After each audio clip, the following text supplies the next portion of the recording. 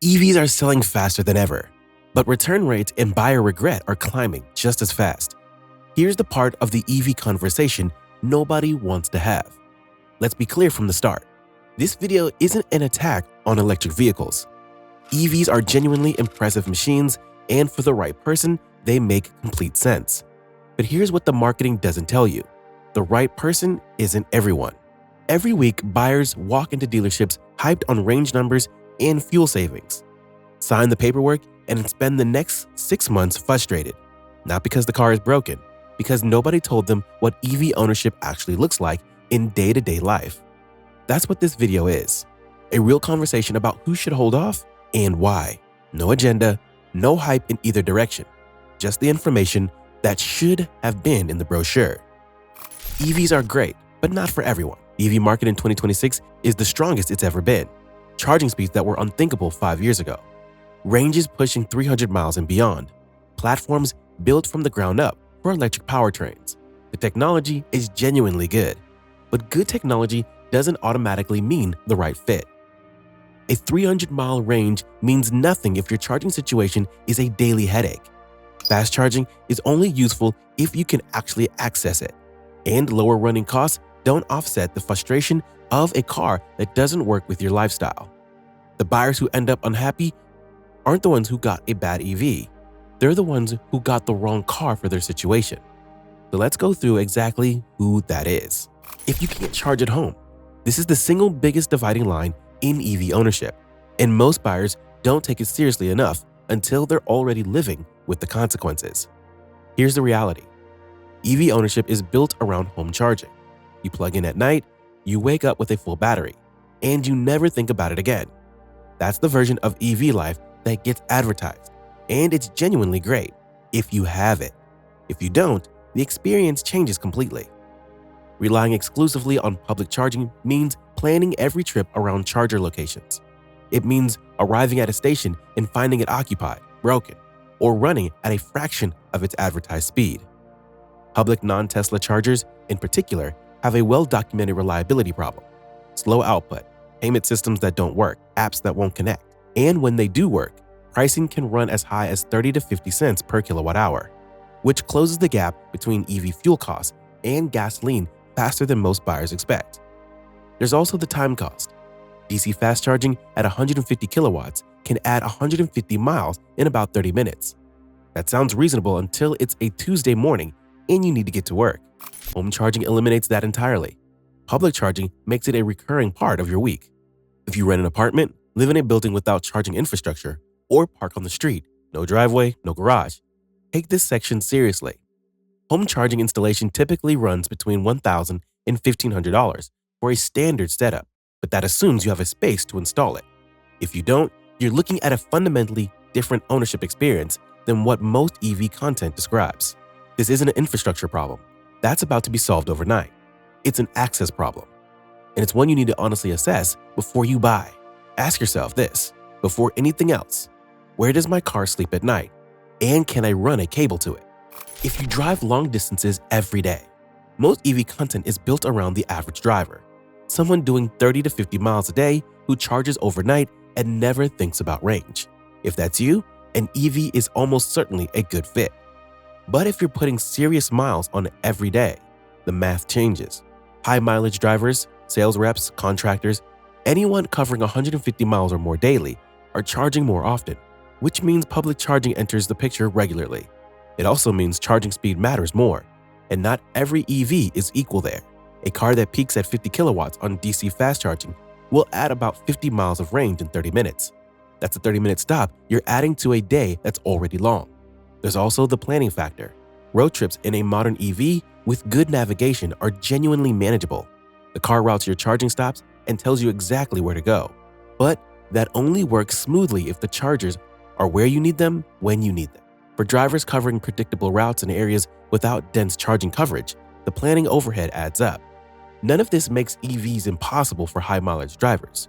But if your daily drive is already at the edge of a single charge, and your routes don't reliably pass reliable fast chargers, a hybrid may still give you more practical flexibility with lower running costs than a traditional gas car, without the charging dependency. For this specific type of driver, the hybrid is still the smarter bridge until charging infrastructure catches up to the miles they cover. Before we continue, hit the subscribe button to stay connected and updated with the latest EV content. If you live in extreme cold or heat, this one is real and it's worth understanding clearly rather than dismissing. Cold weather affects EV batteries at a chemistry level. Studies show range drops at 25 to 30% in cold temperatures, sometimes more depending on conditions, vehicle type, and how hard the cabin heating is working. A car rated at 280 miles in ideal conditions might deliver 190 to 210 miles in a cold Minnesota winter. That's not a defect, it's physics. To be fair, cold weather also reduces fuel economy in gas cars, typically 15 to 25%, and that part rarely gets mentioned in comparisons. EVs aren't uniquely disadvantaged by winter, but the range loss is proportionally more noticeable because the buffer is smaller. The mitigation exists. Most modern EVs allow you to precondition the battery and cabin while still plugged in, which means you're not pulling from driving range to warm things up. If you can charge at home and precondition before leaving, the real-world impact is manageable. But if you're in a cold climate, relying on public charging, and your daily commute is already close to your car's range limit, those three factors together create a situation where the math can get tight. Know your local winter range before you commit to a specific vehicle. Heat is a less dramatic problem, but long-term battery stress from repeated exposure to high temperatures is real. Parking indoors, using scheduled charging, and avoiding leaving the battery at 100% in extreme heat all help. But they're habits you'll need to build. If you're in Phoenix or Miami, it's not a deal breaker, but it is a variable that needs to be part of your decision. If you expect no compromises, some buyers come into EVs expecting a direct replacement for their gas car. Same convenience, same flexibility, zero adjustment required. That expectation leads to disappointment more reliably than any technical limitation. EVs are genuinely excellent in many ways: acceleration, smoothness, low maintenance requirements, and the convenience of waking up to a charged car. But they do require a different approach to certain things. Charging on a road trip takes more time than filling a tank, not hours more.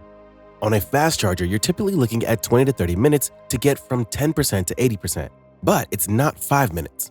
If your road trips currently involve stop, pump, go with a sandwich eaten while driving, that rhythm doesn't directly translate. Range is another area where expectations and reality need to align. EPA ratings are tested under controlled conditions. Real-world range depends on speed, temperature, climate control use, terrain, and driving style. Plan around 85 to 90% of the rated range as your practical number, and you'll never be caught out. But if you're buying based on the window sticker number and expecting to hit it in every condition, you'll be frustrated. These aren't deal breakers, they're adjustments. But if the idea of adjusting anything about how you fuel and plan your driving genuinely bothers you, that's useful information. Not every lifestyle maps cleanly onto EV ownership, and recognizing that before you buy is more useful than discovering it after. If you buy without understanding it, this might be the most common source of EV regret, and it's the most preventable. EV sales surged as the technology improved and the cultural conversation shifted. A lot of buyers made the move based on enthusiasm, not research. And without understanding their own charging situation, daily mileage, and range expectations going in, many of them ended up with a car that didn't fit how they actually live. The questions to answer before you buy are specific. Do you have access to home charging? And what would installation cost? What's your actual daily mileage? Not your worst case mileage, your typical Tuesday. Are there fast chargers on the routes you regularly drive? What happens to your commute range in winter? None of these questions has universally bad answers, but they all have answers that are specific to you. And the right EV purchase comes from knowing them. Buying based on a test drive, high and a good deal, is how you end up searching for the return policy. Spend an hour with those questions before you spend $35,000 on a car, and you'll make a far better decision either way. When an EV does make sense. For the right buyer, the case for EVs is strong. If you can charge at home, your fuel cost drops substantially. Electricity is cheaper than gasoline per mile in almost every market. And oversight charging means you'll always start the day full without a trip to the pump. Electric motors don't need oil changes, and regenerative braking extends brake pad life significantly. The long-term maintenance picture is genuinely lighter than a comparable gas car. If you drive predictable distances, a daily commute, School runs, local errands, an EV fits that pattern cleanly. You know what your mileage looks like. You know a full charge covers it. There's no uncertainty and no fuel price fluctuation affecting your monthly budget. And if the long-term cost of ownership matters to you, EVs hold up well in that analysis. A comparison between the Honda Civic and the Nissan Leaf found that despite the Leaf costing significantly more upfront, the 10-year total cost of ownership was lower once fuel and maintenance were factored in. That math has only improved as EVs have gotten more affordable and prediction has done its work on used inventory. For the right person, home charging access, predictable routes, realistic expectations, EVs aren't just a reasonable choice, they're a genuinely better one. Here's the honest truth. EVs aren't bad cars. For a large and growing number of drivers, they're the right car. But not the right car for everyone, and the industry does buyers no favors by pretending otherwise. The people who walk away frustrated aren't the ones who did the research and decided EVs didn't fit their situation. They're the ones who skipped that step. Know your charging situation, know your daily mileage, understand what cold weather does to your specific vehicle's range. And if you're in a position where none of those answers works against you, buy the EV. You'll probably wonder why you waited. But if the answers tell you to hold off, hold off. A hybrid covers a lot of ground that EVs don't reach yet. And buying the right car for your life beats buying the trendy car for someone else's. The smartest EV purchase is the one made with eyes open. And sometimes the smartest EV decision is deciding it's not the right time yet. Drop a comment below. What's the one thing holding you back from going electric? And if this breakdown was useful, subscribe for more EV content that skips the hype and gives you what actually matters.